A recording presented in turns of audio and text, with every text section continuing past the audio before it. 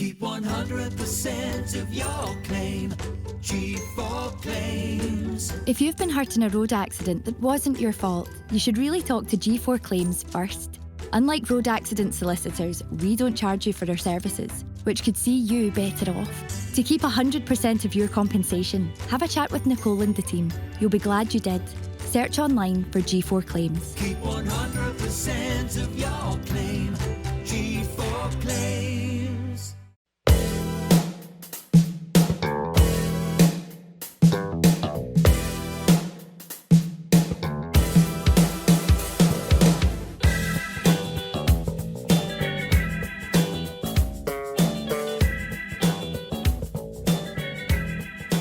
Ladies and gentlemen, welcome back to the Celtic, the Thunder podcast, episode 148, where two of my men have been bumped off with how bad things have got at Celtic Football Club. So on that note, I'm joined by one man today, and that one man is a Mr. Kieran Auld.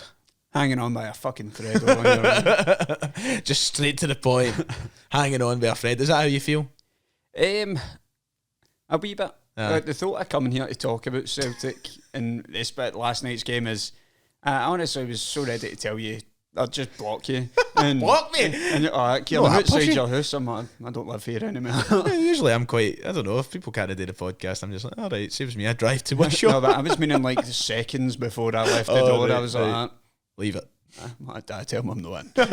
Your dad did come down to the door know, right enough. I I thought he heard was going to them, tell me that you were bumped off and all after last night, but Close to it, man. Close to it. No, it's far from pleasant. I'm sure we'll cover all spend the grounds. next hour Aye. divulging on that, sadly. Yep. It feels kind of back to the Celtic, the Thunder of old this afternoon, this evening, I should say. I think there's going to be a lot of dissecting and probably moaning about things. So if that's not your cup of tea, I recommend you click off now, because we're going to be having a right good gab about what's gone wrong so far this season and what's gone wrong behind the scenes. That is essentially the topic for today. Before that, though, if you haven't already, make sure to go down below, hit like and subscribe. Welcome into the show. We're going to be talking about last night. We're going to be previewing the game against Livingston at the weekend. And remember, if you aren't, you can become a member of the Thunder Club too, where we'll hopefully be a bit more positive. Today we're going to talk about last night's game and what will happen should Brendan Rodgers suddenly leave Celtic. If that was a real possibility, what would be next? And if he goes at the end of the season, who are the contenders to replace Brendan Rodgers? If you want to hear a conversation surrounding that, that'll be on the Thunder Club over the weekend. But we better talk about last night, Kieran. We better get into today's episode. It was a shambolic game of football, and the chickens have come home to roost, because Celtic's failure to recruit has led to failure in the Champions League, and we stared down the barrel of a 4,000-mile trip to Kazakhstan where everything is on the line. And I thought to myself, there's no better way to go about today's episode than just to open the floor and air our grievances, because at what point do I need to just stop asking questions and let the heart speak? And where do you even begin Yeah. with last night? I mean, I think the only logical thing today is go game and then the very much bigger picture that caused what we seen last night on the pitch. But I think that's fair. I think when you look at the performance last night, going into it, everybody knew that it was a game Celtic should be winning, and you can call that arrogance and underestimate your opponent. I think you can look at it for that perspective, but I don't know if I'm going to come across arrogant when I say, even though we are very short in numbers, short in genuine quality in certain areas of the squad, and that was apparent when you look at the lineup. Some of the players should not be starting, some of the players that came on should not have to be coming on for Celtic in this day and age, but we are where we are due to the failings of getting players in the door. But you look at that game last night, and I said to our pals, I was like, I think we needed, going into it, I wanted a 3-goal cushion. And obviously that's Celtic winning 3-0 in Europe, but against the opposition and knowing the trip that we had today next week and our very poor record, and obviously Kazakhstan, but even going anywhere else that's a faraway journey, difficult conditions to play in, you want to do the business at Celtic Park and give yourself the best possible head start you possibly could, and give yourself a bit of leeway in case there is a shit performance like last night. I think we could have afforded ourselves that in Kazakhstan next week had we won 2 or 3-0 last night. Aye. So it's just frustrating because even though the squad is looking pretty poor, especially in the attacking areas, and that's obviously the fault not of the players themselves, we've had to play who we've got available. But they players should be good enough. No, they should be, 100%. Like, we're talking about how we need reinforcements, aye we do, but the players that were put out should have been capable of doing a job against Kieran Auld, with all due respect. Just to add to perspective to this, just to back up your point before we go any further here, I'm in danger of sounding like a broken record, and I'm sure we all are at this point. We're repeating a lot of what we've going to have said the last couple of weeks, but let's just give perspective on Kieran Auld here. This is a team who were ranked lower than any team that Scottish sides have faced in European qualification this year, and that goes for Dundee United, that goes for Hibs, it goes for Aberdeen. No, Aberdeen haven't played in any yet, have they? But They're playing still Bucharest. Aye, so but Kieran Auld are ranked lower than all of these sides, but Dundee United managed to get results at Rapid Vienna. Hibs managed to get results against teams that maybe as Partizan Belgrade, and maybe they were lesser off than on paper, and yet we're drawing 0-0 with a team ranked 430th or whatever in Europe. That's not a great look, no matter the squad you put in the park, really. Nah, I mean, people can say it's arrogance, but I think everybody was going into that game expecting us to hopefully blow them out the water in the first time, because people gave them their due in the sense that it's going to be a tough game when we go out to Kazakhstan. It was always going to be a tough game, regardless of the level of opposition you're playing, the conditions and that factored in. It's going to be difficult. But people are now saying, we've got this 4,000-mile journey to get to Kazakhstan. And you wouldn't think their players had just got off a flight for near enough the Chinese border to come and play us. Because, I mean, granted, they've got experience of doing this. Anytime they play anybody, they're in a long journey and whatnot, but they did not look phased.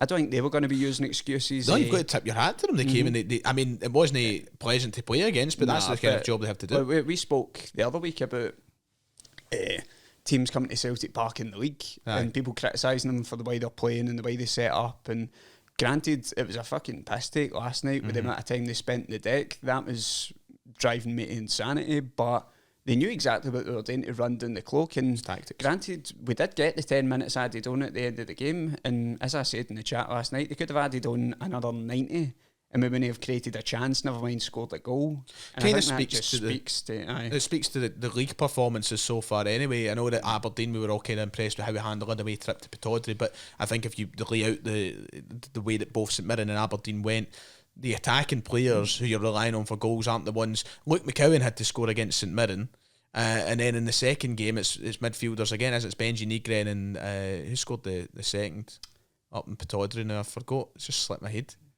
It was entirely. It's completely gone. Might be a forward now that I think about it, but Hattati, there you go. Midfield. So there hasn't been in league games a forward player that scored for Celtic yet, and that was resemblant of what we seen last night, because attackers just looked as though they had no say in the game. You're relying on James Forrest, God bless him, a Celtic hero, a modern day legend, at 34 years of age with no legs left. He's not able to carry the team. No. Ademida has lost any ability that he once maybe had, and Dyson Maeda is the guy you're relying on. I mean, he doesn't turn up, which he hasn't so far this season, maybe bar Falkirk. It's going to be a difficult day, and that's what happened last night for Celtic. You lose all creative outlets. There's no game changers, and then you're bringing off players on the bench like Yang and Yamada, and I'm sorry, I don't mean to jump to conclusions about anybody yet, but these guys don't look good enough. Nah, you don't want to write people off straight away, but when you're left in situations like this, when you're calling upon them to be the game changer and they're not able to quite step up to do that, might not be fully up to speed yet and things like that, but at Celtic you don't really get time.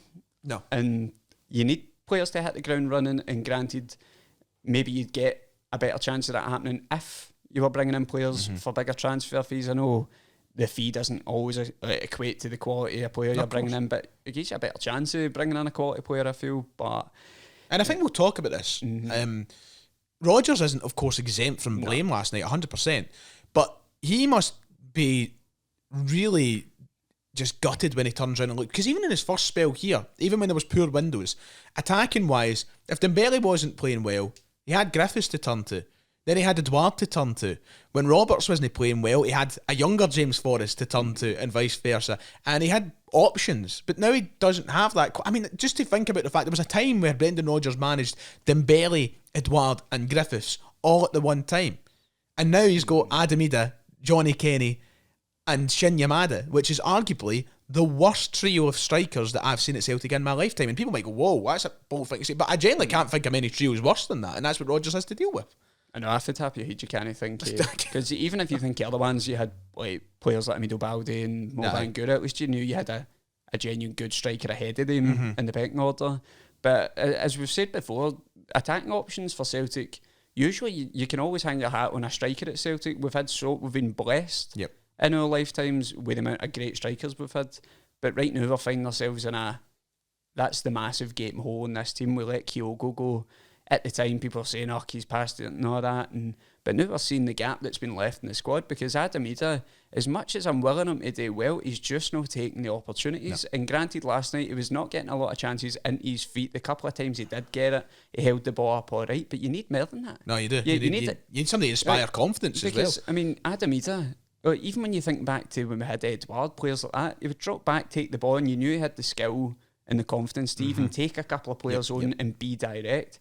Adam Ida, when he drops back for the ball, he's passing it back the way.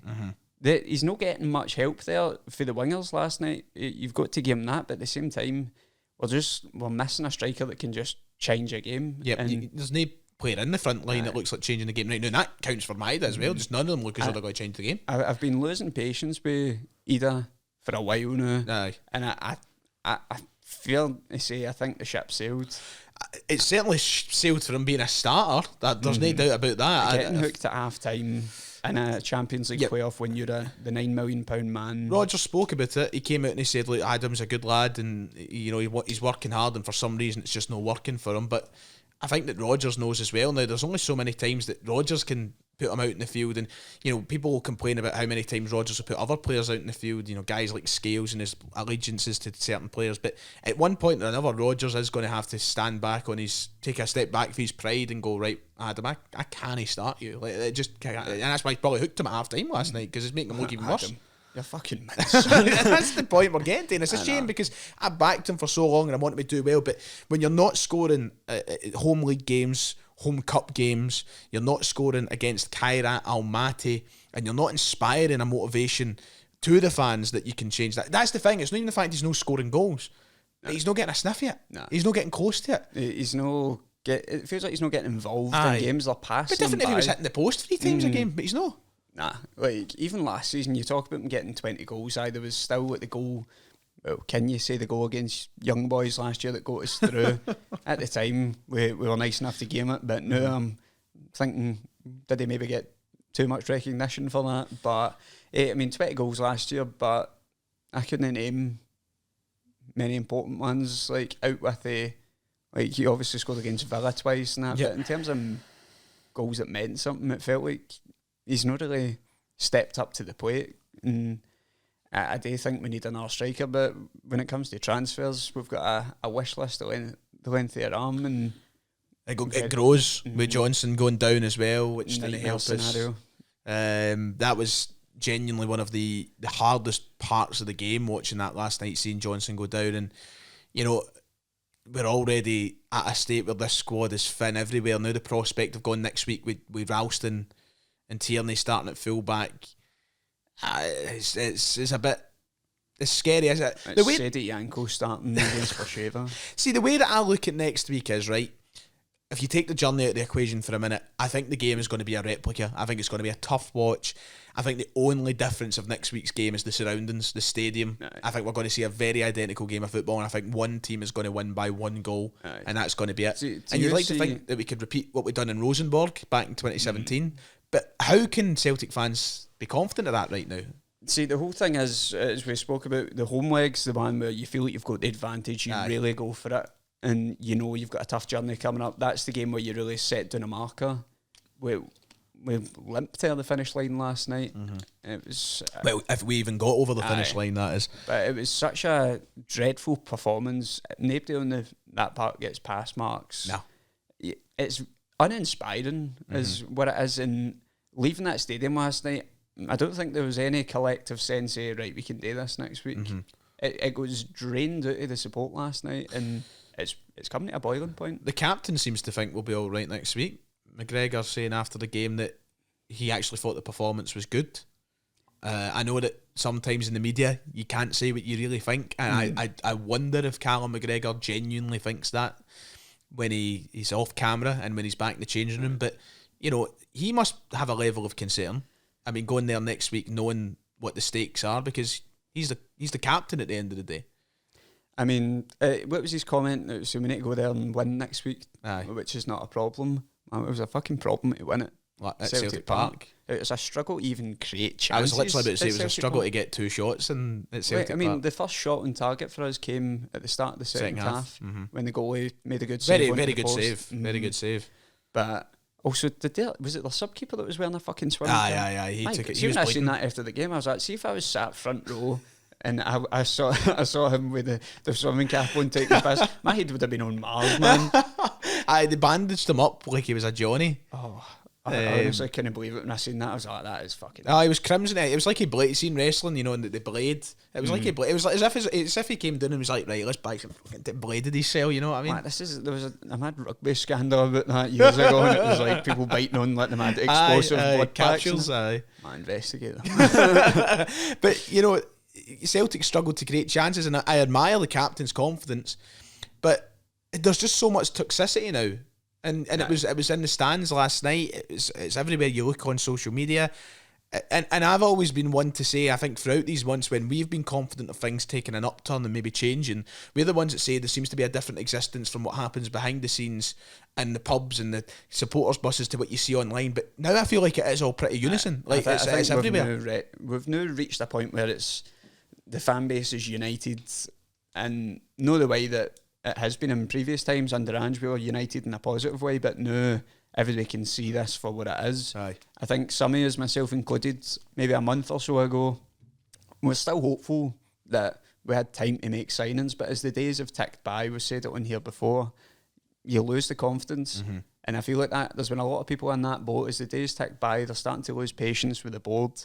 And last night, everybody in that ground could see that we weren't going to score. Yep. As much as we were willing it to happen, we could see right in front of our eyes how predictable we were in play, how much we needed a wee bit of creativity that just currently isn't in this squad whatsoever. You need, especially in the wide areas, the ball is just moving side to side the full game. Yep. And as No movement, no nothing. nobody's making runs. The people that are making runs are getting dinged, and you've got players out in the wing that just are unable to take a man on. And it's no a slight on Forrest, because I feel bad for him, because he shouldn't be in the position where he needs to be starting Champions League playoffs. We can praise him for the times he's came on and changed games as a substitute. That's a completely different kettle of fish to, all right, James, you're going to need to start this Champions League playoff game, and now we're all relying on you. I feel like we shouldn't have to put that pressure on James Forrest, and now we're looking at an even thinner squad going into next week, unless the fingers pulled it. But we've got a very fun game on Saturday as well. So, Aye, and it's just the feel like Calum McGregor again, just to quote him, was kind of not kind of. I don't want to put words in his mouth, but he did essentially say, right, let's leave that at home on Saturday, the negativity. Let's like get behind the team and make it a positive atmosphere at Celtic Park. But that is really difficult at this moment in time when we're being so. It's like we're having our noses rubbed in it. Like the Doug has pished the carpet and our noses are being rubbed firmly in it by the Celtic board. You know, it's almost as if we're being laughed at. We're begging for signings and investment in this team, and we are now coming up to the time this podcast airs. I think there's 11 days left in the transfer window. That is insane. Like, that's the point we've got to. 10 days to go, and the Celtic board are sitting there in their executive box watching this shite while we shout sack the board, and it feels like nothing's going to be done about it. Like, how are we meant to leave it at home? It's really, really difficult. I think it's wishful thinking for Calum McGregor that it will be left at home, because anybody that's seen that game last night knows for a fact it's not going to be that kind of atmosphere on Saturday. The people will back the team, but if we're served up the same shite again, it's going to be hard to not be angry. And I do feel bad, but it's one of the things as well.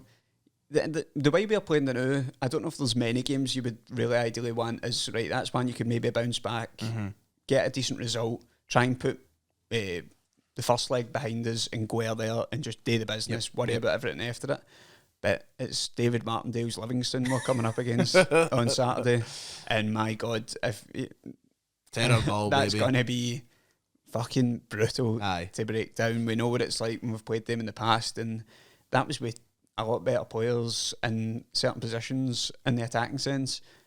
I think it's going to be a real struggle on Saturday. And the blueprint's been laid on what to do to really get the worst out of a Celtic team. St Mirren done it.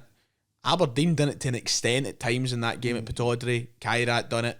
You know, Livingston, David Martindale's the master of doing it. He is the Sith Lord. And he's Palpatine when it comes to frustrating Celtic. So, I'm worried. I guess to kind of bridge it, like, listen, we probably need to talk about the surrounding factors of last night, the aftermath, the voice of discontent towards the board and everything else. That's what everybody wants to talk about ultimately.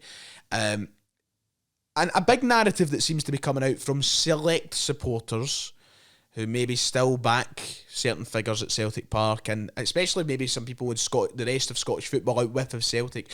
The narrative seems to be, well, what's the big deal? Because next week he's go and win against Kairat, he's qualify, he's make your 3 or 4 signings before the end of the window, and you still go on to win a double or maybe even a treble, and all the crying's over nothing. But I feel like it's just such a naive way to look at things. Like, and I don't want to get dragged into this. We've got more to talk about. We've got to talk about our own club before we start talking about what other people think. But this is just the common misconception from outside that comes up every single year, and it's other fans not being able to accept that Celtic are just not, or fans I should say, aren't happy with the bare minimum. Like, that is what we're being fed, the bare minimum every single year, and we get flaunted in our faces that there's millions in the bank to do better with, and we don't do it. But there's people who support clubs who financially will never match Celtic that just don't understand it. And yeah, it'll be good if we end the window and qualify for the Champions League, but we should never have been in this position in the first place. And it's certain people in suits and ties at Celtic Park that keep putting us in this position. Every year, I grow even more tired of this argument that comes out for teams, not fans of other teams in Scotland, that what are you whinging about?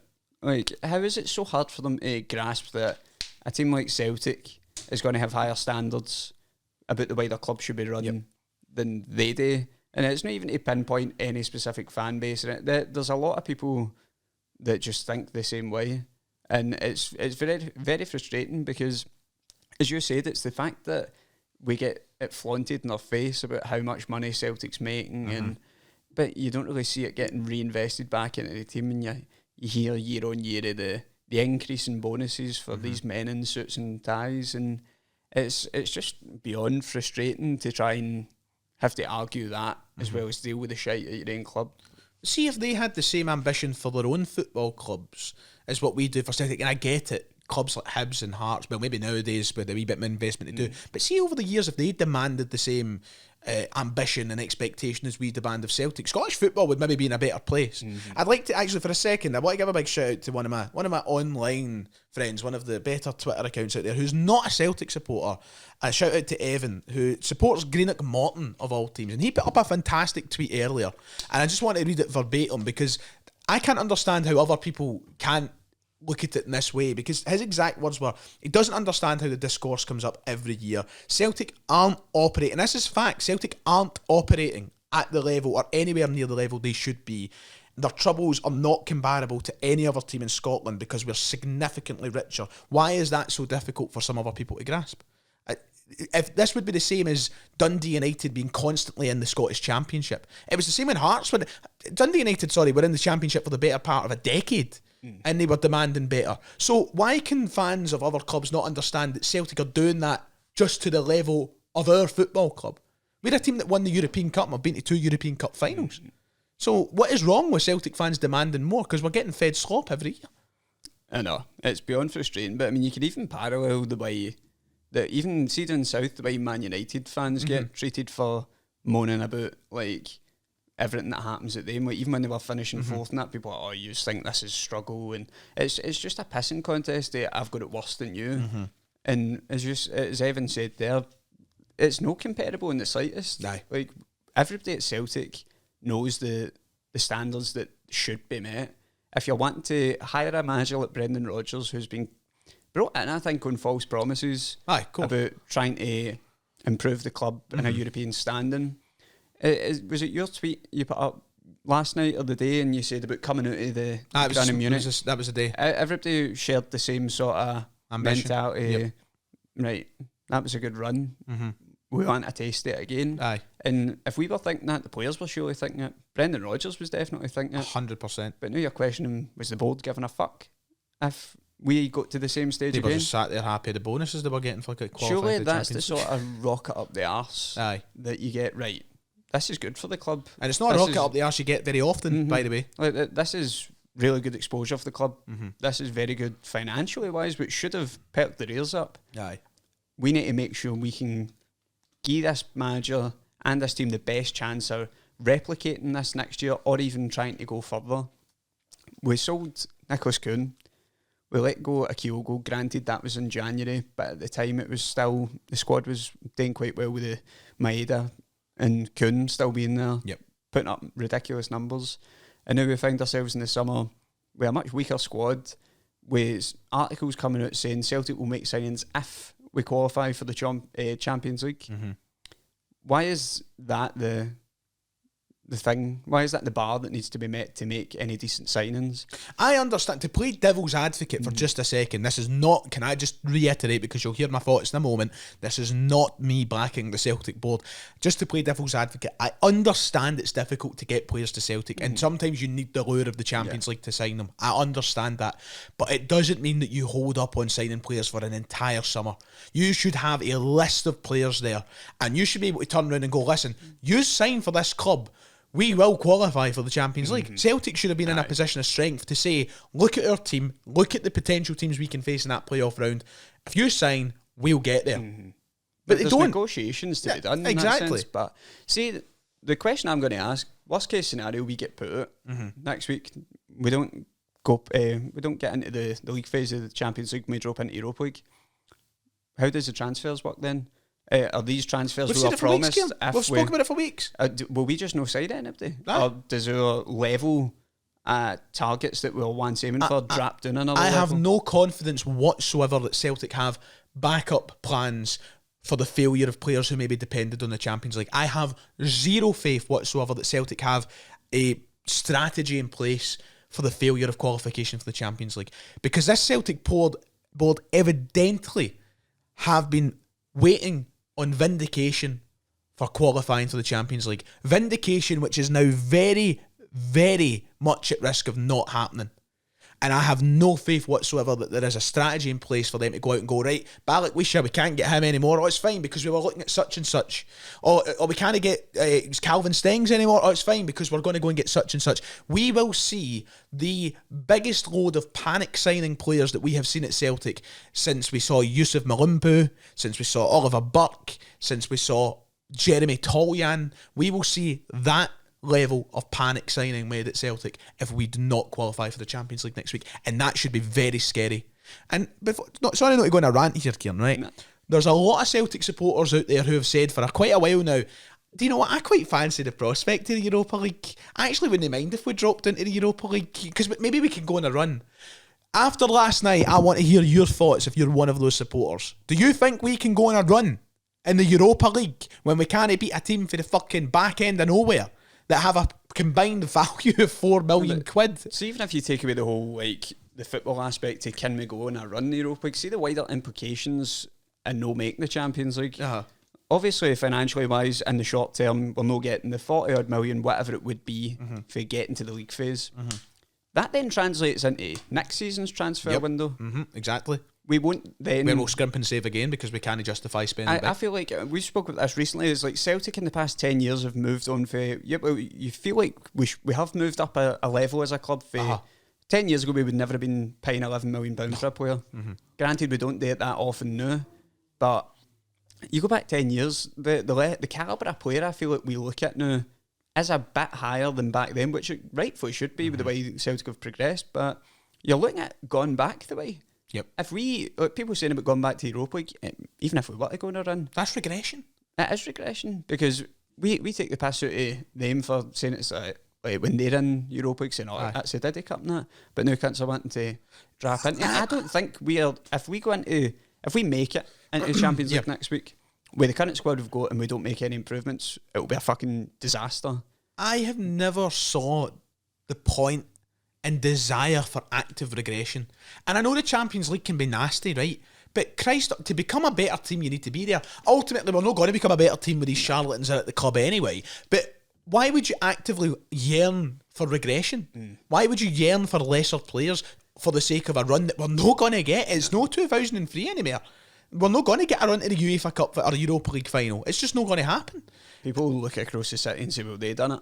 That's the only Because thing. there's some mystical being that allowed them to get there. Sacrificing legends, but Like, I don't know how they managed it. And I think people just think that Celtic can walk into that competition and do it. I mean, we've seen 5 years ago. The strength of teams is getting so much better in the Europa League as well. Like, we are talking about Champions League calibre teams being in that competition every year. So what entitles Celtic fans to thinking that we can go in and stroll it in that competition? It's not going to happen. Who's the English representative this year's at Villa? Aston Villa. Aye. Team that's Managed by a man who's won the competition a record amount of times. But I do just think the whole drama into Europa League, I think financially wise, the ripple effect of that will be felt for years if we were to do that. And as people saying about, maybe going a run, we would struggle. Oh, we'd with struggle. This current squad. And We'd fucking struggle in the Conference League. obviously, if we do make the league phase of Champions League somehow next week in Kazakhstan, I'm not confident the slightest. Even if we make a couple of signings, for what we've seen last night, I'm fearful. See, this is the thing as well, Kieran, and we're going to get the next question I've got is we'll come onto the board. I know you're all dying for us to talk about the board and tear our thoughts, right? But do you know what pisses me off as well? Even if we do qualify next week, unless we go over there and we win, fair enough.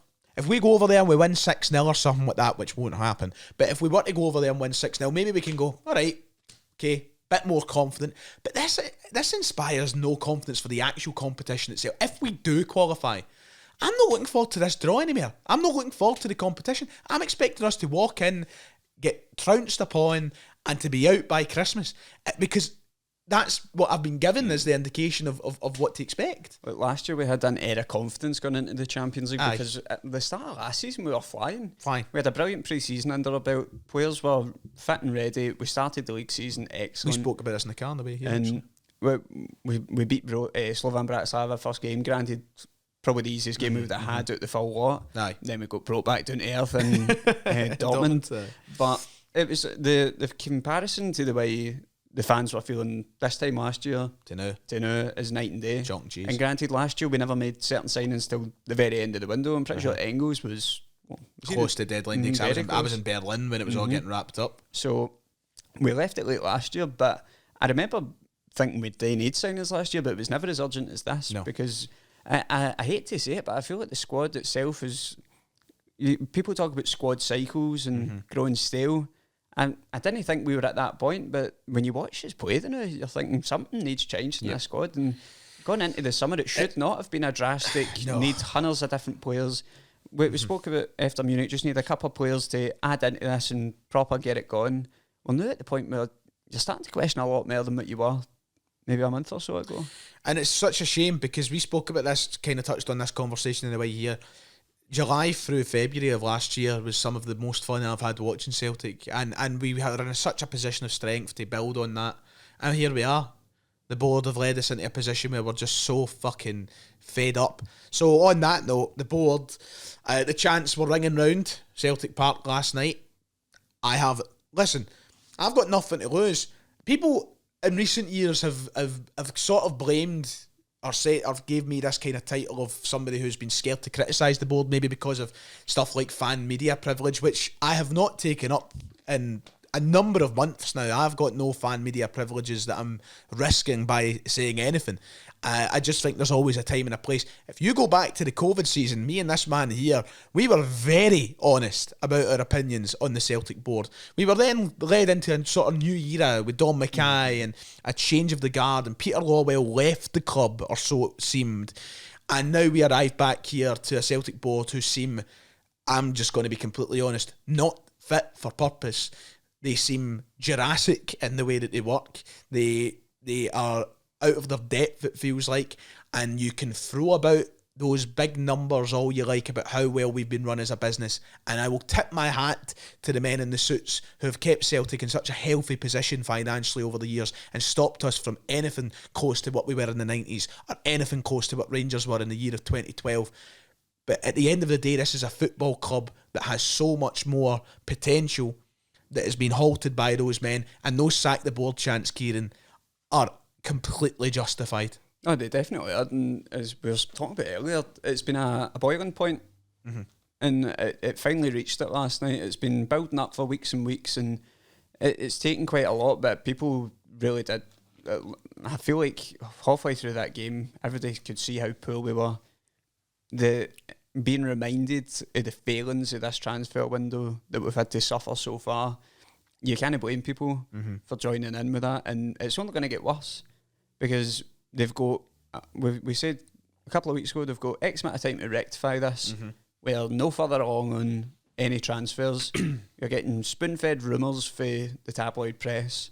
You don't know what to believe. We're now on the verge of being knocked out the Champions League. And that's what pisses me off as well. No communication. Not announced. They're cowards. And they hide. And once again, Brendan Rodgers is not immune from criticism for last night's performance and result. But that poor guy's been hung out to fucking dry week after week, having to answer every fucking question. He's having to field the questions that they should be Michael answering. Nicholson has not spoken a word. Peter Lawwell has not spoken a word. And Peter Lawwell is somebody who should be out there speaking as the chairman of the board and should be out there putting the answers out. Hibs had a new CEO and he sat him down on the first day and he gave them this vision of what's to come. When was the last time Celtic got anything like that? Don Mackay? Aye. I mean, the last time Peter Lawwell sat down in front of a camera, it was him announcing his resignation, was it not? Yep. And that was 4 years ago. 2021. And he's back. He's back, and the same problems are cropping up again. Like everything in life, you need, like you were talking about the team needing freshness. That exists in a boardroom level as well. This club is void of any fresh and new ideas. We are the problems in the concourses in recent weeks. The videos from last night are shocking, by the way, and they should be fucking held accountable for that. It's almost as if they've not learned anything. Just all these different issues that have popped up, whether it's political, non-political, involved fans or not. Remember what happened before the derby on London Road. Celtic, no communication to back up their own supporters, by the way. Jai P. Taylor was left having to try and field everything for himself. The board didn't come out once and speak about anything. I think there was a shitty wee statement on Celtic.com. This is the same board that are treating the fans with contempt every single year. And I'm fed up with it. I am. I know that people might think that I'm losing the rag here, or that maybe we're going too far over the sake of a draw with some team for Kazakhstan. But at what point do I feel like that I'm handing my fucking football club thousands to be spat back at? Because it feels like I'm getting spat on every year. It's exactly like that, but because I feel like we're at the point now the disconnect between boardroom level and the fans has not been this big since you're talking COVID season. Because they had their sort of miracle moment by getting Ange in the door and everything was rosy. But see, if that appointment was wrong, we would be in a much worse position, and I think the board got off very lightly compared to how they should have, because Ange was such a miracle worker the time he came in. We got so lucky that we had him at our football club and it was able to paper over the cracks, but now we find ourselves in the same situation. Even after Ange left, brought in Rodgers under the false promise of, right, we're serious this time. He must be fucking raging every day up here, and you would not blame him if he walked away before the end of his contract. No. He'll never do it, but No. like, there's money to be made here, but they're not going to sack him either, but it's not fair. And as you said, Rodgers isn't exempt to criticism, but he really has been just taking the piss out of it, same as always. But the board are just Charlans. Yep, I'm not scared to say it. I've got nothing to lose. You know, I dream of the day Celtic's run by people with a forward vision. I'm fucking sick to my stomach looking at teams up here modernising and getting ahead. And it goes, it goes across so many areas of the club. Like, we're regressing basically everywhere. Our stadium's falling behind, our media team's falling behind, our merchandising's falling behind. Every aspect of the club is falling behind. And they want so desperately to be looked at as one of these elite clubs like down south. You need to start acting like Act it. like one. You know, it's ridiculous. Everything about it does just feel amateur hour. Yep. And what it boils down to is, well, you speak about how Celtic, it is ran like a business, but first and foremost it is a football club. But Aye. to the guys at boardroom level, to them, they feel disconnected for the actual football and side things. They just have to deal with the money. They're the numbers guys. Aye. Their bonus is going to be bigger if they can keep it at a steady level.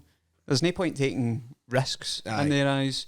Their bonuses are going up year on year, and the product we're seeing on the park seems to be going down. And like, it's at times like these you just think of all the problems of the years, things that you think of at the time and then you put under the carpet for a while. But even stuff like, and I mean it with all due respect to these guys who served Celtic well as players and do as members of staff, but even it comes back to stuff like hiring Darren O'Day and Johnny Hayes and Stephen McManus as coaches for the... Like, what are we doing? Why do we not operate as a serious football club? I just don't understand it. Well, we're meant to be a seismic club followed by... They're the first... The board are the first ones to come out and, Celtic Park and the great atmosphere and the fans all over the world. Aye. Well, you know, we've actually... Oh, sorry. No, it's just like when you think about the amount of money that's been spent already this season, we're not even out of August. I mean, and granted, people will have more expensive season tickets than us. We are $650. We're the cheapest in the stadium, by the way. $650 or says up in 412. We were £29 for the game on Wednesday, £25 for the League Cup game. We're not even at August yet. And it'll be £50 a game for the Champions League if we we make qualify. it there. Aye. And it'll be £50 for the Europa League if we're there. Everything else you put into this club, we've put in tens of thousands in our lifetimes to not really see much progress. No. And it's the fact that people say, oh, maybe Celtic fans are just getting ahead of themselves with where they think the club should be. I think when you've got a full fan base that recognises the potential that this club should be operating at a higher level and the board don't match the ambition its own supporters, there's a very clear problem there that something needs to change. Yep. That's it. So, just to kind of wrap up on all of that in this much extended first portion of the show that we'd normally have. How fucking long was that? We're coming up to 40 minutes, actually. Jesus Christ. We've went on. There's actually breaking news from Anthony Joseph that Celtic are set to ramp up their approach for Jakob Briem. Surprise, surprise, because that was always going to happen after last night. Let's feed out a wee bit of information to get them all happy. It's not make me happy. Nah. It's not making me happy. Still raging. So I'm still raging. Sky Sports are reporting that the talks were held today with him for the player who can apparently play on both wings. Still looking for around a fee of £5 million. So is that the panic going to set in now? They're going to pay the $5 million after trying to lowball. I don't know. But my question to you, Kieran, was going to be: is there any way that the Celtic board can recover from this? If we sign, let's just say, Balikwisha, we're hearing that's progressing, but personal terms are maybe holding it up. Balikwisha, say he comes in. Jakob Briem comes in. We've not even got started in this podcast about Jamie Vardy. He comes in. Maybe we go and sign a new right back because of Alistair Johnson, whether it's a panicky one or not, and say we get a backup left back. If Celtic somehow, and they won't, if they somehow went out and done that and somehow qualified for the Champions League next week, is there any way that Celtic board can reconcile for all of this, or is it just peeling over the gaps again? I think it would be great if we could get them in, but I think it would be papering over the cracks once again, because while it would solve it in the short term, I'd be happy about getting the wingers in, but then you're talking about Jamie Vardy, who we've not even spoke about it yet, as you said, but I wouldn't be opposed to Jamie Vardy at Celtic, but it is a very lazy signing. I think it's possible to say I think he would do well at Celtic, but it's an easy cop-out signing for the Celtic board. It's a damning indictment of the systematic problems that exist within Celtic's recruitment. It's like you let Kyogo go in January and then you wait until the end of the transfer window to sign a player that's been a free agent all summer. So, well, you can accept it. I reckon Vardy would do well up here. You can also say it's fucking shocking that we've got to this point where that's both things the pinnacle. It both can be true, but I don't think, even if they were to get in all these signings, as you said, I think they've went too far this time. I think people will still rightfully be pissed off at the way we've operated, because even if we get the signings in, we've not got them in early, we've not got them bedded into the team. Yep. We'll bring them in just before the derby. The derby gets played, that doesn't go well. it's back to negativity again. So they've not got the free hit coming up. Even if we win that, you've then got Champions League games coming up that we are woefully underprepared for. So I don't think they're going to get away with it, nor should they this time. I would love Celtic fans. I would love one of the supporter groups or something to come out with some protest. Because at this point it feels like, people are saying like the only way that we're going to get to them is by stop putting money into them, and it just feels so difficult to do that. You know.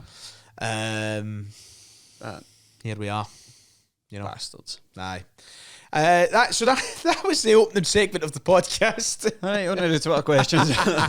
Which we were all about. Listen, there's no half-time quiz or full-time quiz today, obviously, because it is only me and Kieran who are here.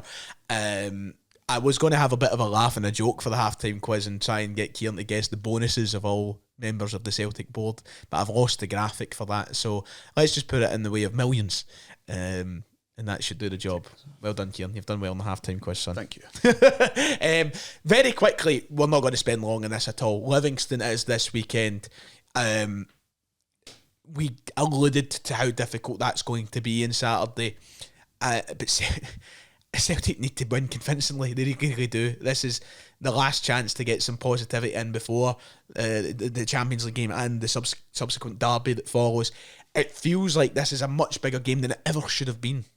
If you were to ask me this time last week, I wouldn't be feeling as nervous for it. I would have recognised the dangers, the way they were going to set up and that, but I still had the confidence that we would still be alright. But any confidence I had has been zapped out of me after that game last night. So you're now looking at this as a potential banana skin, if you want to use the ultimate football cliche. But it's one that, as you said, it needs to be a convincing win. Regardless of everything we've said about the way they're going to set up and frustrate, you need to find a way. I think Rodgers needs to go a bit, and I know he's not like this because he's a professional and he's very, I don't want to use the word stubborn, but he believes in his methods. But I think the Celtic need to be a bit more risk taking and start. Fuck the game plan. Just score goals by any means necessary. Play the ball long, hit diagonals, do whatever. Just do something. See, that's the thing. But like, even if we were to adapt our play style, maybe try and play Livy at the rain game sort of thing. Even if you think it from a purely physical standpoint, if we're lumping balls into that box, we're not getting a head on it. The way they set up, they can block any incoming balls because they exclusively sign centre backs that are 7 foot NBA tall. That's the thing. They want you to have to change and play a game that you're not comfortable playing. So it seems, the more we talk about it, the more it sounds like a Herculean task. But at the end of the day, it has to get done, and it's not my job to figure it out. It's Brendan Rodgers, and I think if it doesn't happen, we can moan about the board and that as much as we want, but Rodgers needs to be getting more out of the players that are here. 100%. He can moan about the board, rightfully so, but we need to see a bit more for him. Aye, I agree. We also have face a nervy wait for the news on Alistair Johnston. We have no idea as of now. We will tomorrow, probably, via the press conference. At some point today when this is uploaded, the news will drop. I'm really nervous for that, but not going to bother with team or score predictions. Sellik, you need to go and win. You need to win the game, and you need to do it convincingly for all of our sakes, if not only Kieran's. I'm on the edge. Right, shall we go through some Twitter questions to end off the show, because there is loads as expected today. I think we've got about 30 odd that we're not going to get through them all, let's be real, but we'll try and get through as many of them as possible, and I feel like they will probably all dance on the line of things that we've already discussed, but we'll try our best. This is a comical one to start us off, I suppose, to raise some positivity amongst us. Do you think in January we fired a FIFA 12 a tribute card on Dyson and it's just ran out at the start of May? That's 3 big misses in 3 big games in the last few months. Even in bad times we had forwards to pull us out of holes. This is the worst Celtic forward line in my lifetime. We've kind of touched on the forward line stuff, but Maida, like, he is concerning me a little bit, because that's another big 1v1 missed last night. I mean, we spoke about the other week about his missed 1v1, but you think about the game at Ibrox last year, last minute of the game, could have won that. Cup final, missed that. Yep. Numerous other ones, but the one last night as well, it was just such a limp shot. That's the only way I could describe that, because it didn't even challenge the goalkeeper. It went perfectly into his gloves. You've got to be doing better than that. And Dyson just looks a complete shadow. He looks like he's devoid of all confidence that he was clearly possessing last year, because he looked like a man possessed when he was leading that line at the tail end of last season. It was phenomenal. But it's as if he's lacking that wee bit of bite, and everything in his play just seems so reserved, when, you know, we've seen how good he can be now. And we used to get frustrated with Maeda before then, but see now that you know the levels he can reach, it's even more frustrating to see him fluffing big chances like that. The way I worded it in the group chat earlier, and I think one of Maeda's biggest problems this season is, last year he was getting 4 or 5 chances a game, and we were kind of ignoring or glossing over the misses because he was getting so much. He was scoring 2 of the 4, and it was like, oh, he scored 2 today, great, whatever. But so far this season, he's had like 1 chance a game, and they've been bad misses, and it makes you go. And I think that's obviously maybe just captures how we've lacked so much creativity, but also his quality when it comes to big moments. I hope he's not reverting back to the player he was. Obviously, people like to speculate it's because he wants a move or whatever. Nobody will fucking want him if he keeps playing like that. I think he just needs a new haircut. Aye, that's what changed him the last time. Maybe that's the key. Maybe he needs to be back up front. Maybe moving him back over to the left is kind of taking him out of stride a wee bit. We had him through the middle for a bit last night, but still, I think just that came down to the lack of chances being created for him. But something drastically needs to change in that front line. So our mate Nathan, who would normally make the quizzes for us, didn't make quizzes for us this week. So instead, he went to the duty of preparing a graphic to go over the recruitment since February 2022 till now, and then compare it with the recruitment of the 18 months prior to that. So I will throw these graphics up on screen. I would use this. I keep knocking this telly. I'd put it up on the telly beside me if I could. So Kieran, this is the recruitment, and he's went to this is his own opinion, but I would say he's pretty spot on. He's put it into 3 columns: good, okay, and poor, and that is from January 2022. And you could make a case that Celtic have made 5 good signings since then. Out of a possible 6, 7, 8, 9, 10, 11. About 27 signings, 26 signings. That is fucking terrible. And now, just to throw up the comparison, here's the 18 months prior to that. So, big questions. I mean, that first transfer window and the under Ange, then plus the January, that was something that I don't think we ever really get at Celtic, because it was such a high volume of signings that turned out to be very good for us. But to then see the aftermath, the transfer windows after that, it just felt like a complete regression back to the way I used to always view Celtic's transfer business. But that is damning reading, because some of the names on that list you forget even played for us. Yep. And it shows, I don't know what it shows, because... What's Paul Tisdale doing? Fannying about by the sounds of it. What was he brought in to do? Because it's not working. And usually when you're bad at your job, you get sacked. Mm-hmm. How's he in a job? I mean, even Rodgers' first time round, we had Lee Congerton as well. Aye.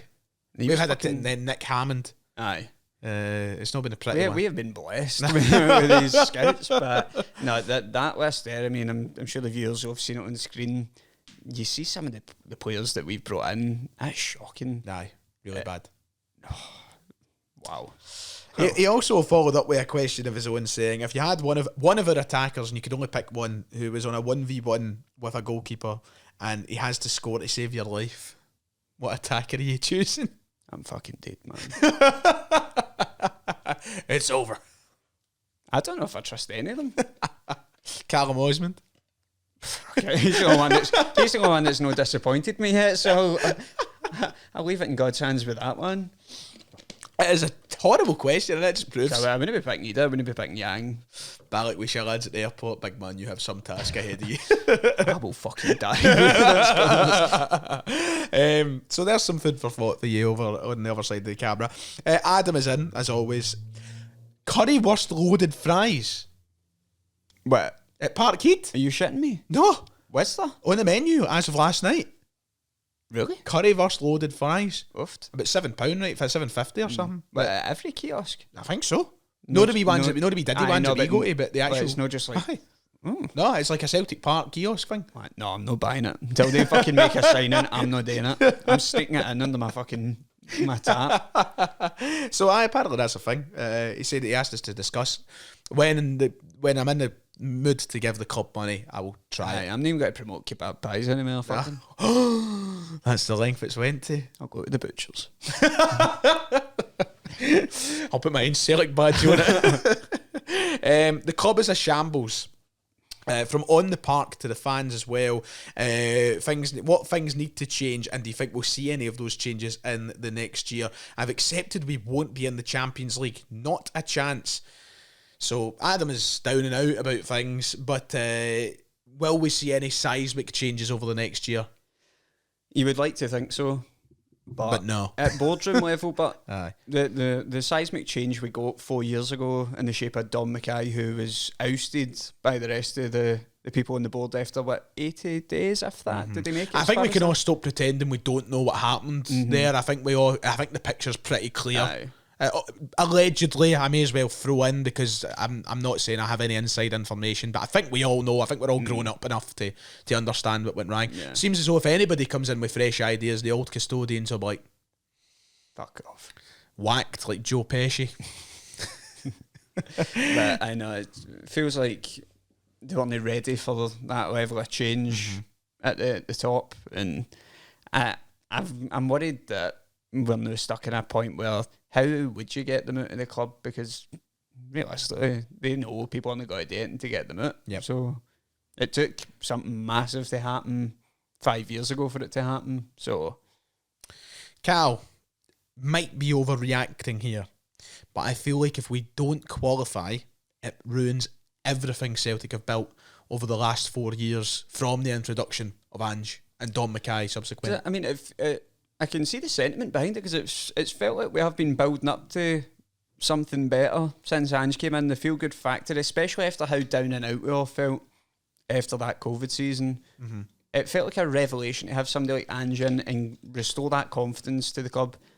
Not only do that, but do it in such a quick fashion. Yep. Because within the span of 4 months with Ange being manager, the entire mood around the club lifted. Yep. What we were watching on the park, after thinking we were destined to be second again in Scotland, to then go and win the league, to see us on the European stage, get us into the Champions League again, it was just massive. And I think we have maybe been spoiled by the fact that we've had automatic Champions League qualification. We've not had to deal with these playoffs for a good few years, but now that we're back in it feels like a shock to the system.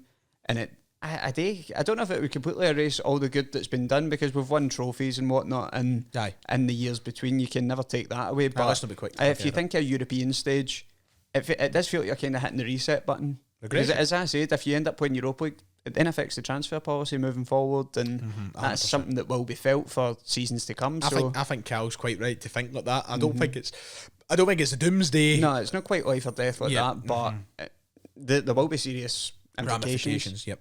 I think for me as well, just to add on to it very quickly before we move on, I think what really pisses me off more than anything is I think that Celtic as a squad worked so hard for Brendan, and Brendan worked so hard to repair a lot of the lost trust. That first season Rodgers was here, I think we can all be pretty adult enough to admit there was a bit of a broken relationship between a lot of the supporters and Rodgers, and it wasn't aided by how poorly that season went at times. But we rallied, we won the league, we won the Scottish Cup. We then go on to have, as I touched on earlier, a very exciting 6 or 7 months last season. To then let it all slip away just feels like it's reversing all the good that was done to get Rodgers back on everybody's good side. And so it's not to force your hand into what question you're picking next, but I seen one that I was like, that's fine, I said this to my dad. I don't know who it was that asked it. You'd need to have a scroll through, but he says the reminiscent feeling between the new and like the 2018-19 season, Rodgers last season. Yes. I don't know who it was that asked it. And you can read it. It was Jack. Why has this season got the feeling of 2021 all over it? Not to mention the start is nearly identical to 18-19 and Rodgers' final stretch. That last bit, when I got in for the game last night, I spoke to my dad and I said that exact thing. Aye. Everything about it just feels that way. Rodgers not getting what he wanted in the the transfer window, we got beat off AEK Athens that year. And we were in And then we had to play FK Sudovic again to Europa League, I'm sure. Aye. But everything about that, it just has a eerie, similar feel. And granted, that year we went on to win the treble, but just the way it was working at the time in terms of Europe, it was completely put on the back burner. And I think it then reflected in the level of signings we were making, the players that were coming in the door. And then losing 10 in a row follows. Exactly.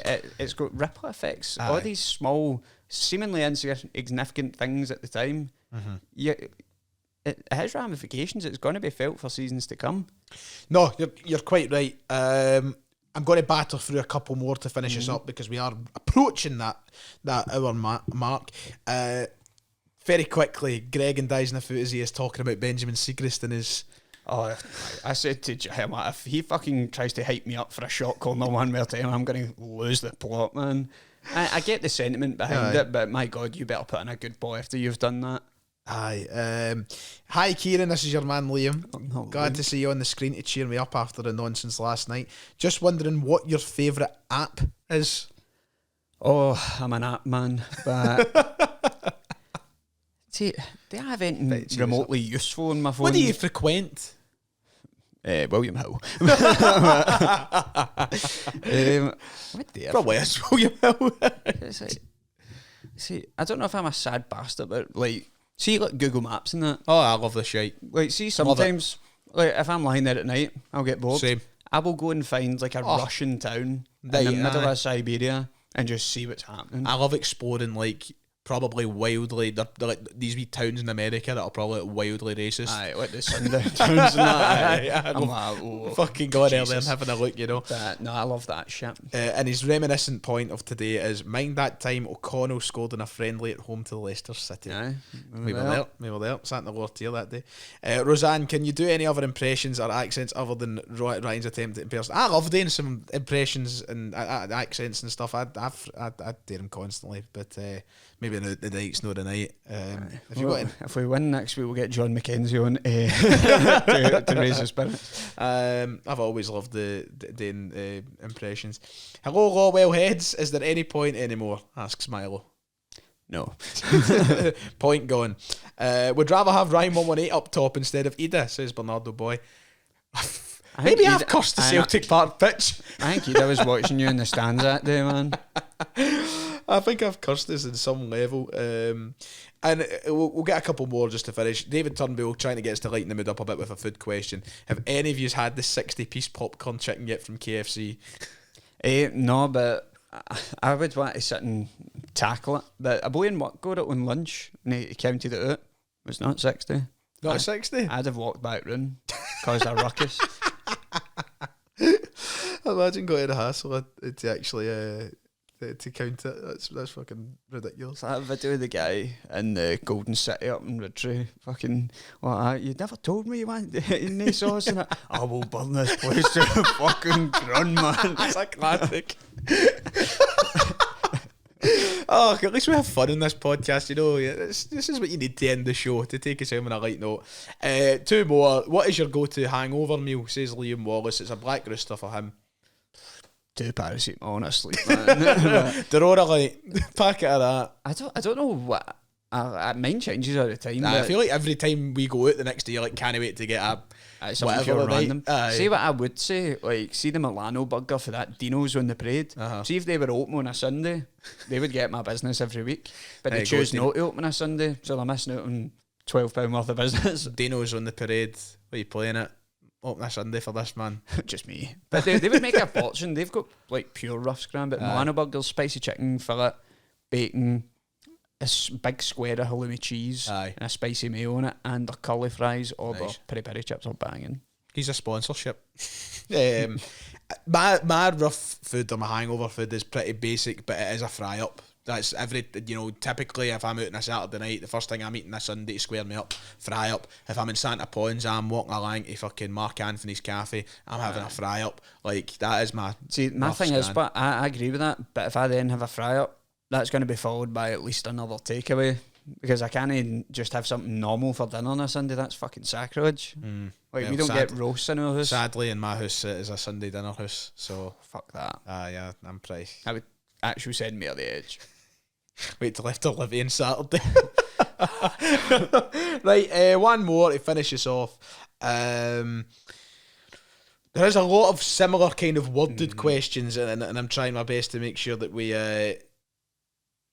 Undoubtedly, the board holds significant blame for yesterday's result, but how much of the blame should lie with Rodgers? I mean, we lightly touched on it, but I do think Rodgers can get more out of the current group of players he's got. Granted, we completely agree that reinforcements are needed. We're no up to scratch the now. Aye. But when you're playing a team like Kairat Almaty, no disrespect, the players we've got in the door should be getting a couple of goals past them last night, and we just couldn't do it. So I do think some of the blame does lie with Rodgers, because we should be doing better. But it's like he's got his hands tied behind his back, though. So you do need to absolve him of some blame. Yeah, spot on. And that's that for this week's podcast. I can't believe how long we actually managed to go there. I thought this would How be long was it? just over an hour, I think. I do feel slightly better for getting It's like my anger out. But the only thing I can compare it to is I feel like I've just cut a CM Punk pipe bomb. I have a few things I have to get off my chest. I feel like I've been to therapy. Right. Thank you. Next week. Fuck me. We'll see how we are next week. Could be an all-timer next week, ladies and gents. Might not even be here. Thank you, Kieran, for joining me. I would say a pleasure, but no this week. No. Not this week. Well, just as well for you, you've got another wee 20 minutes or so to do in the Thunder Club. So we'll see you over there if you're joining us. And until next time, take care.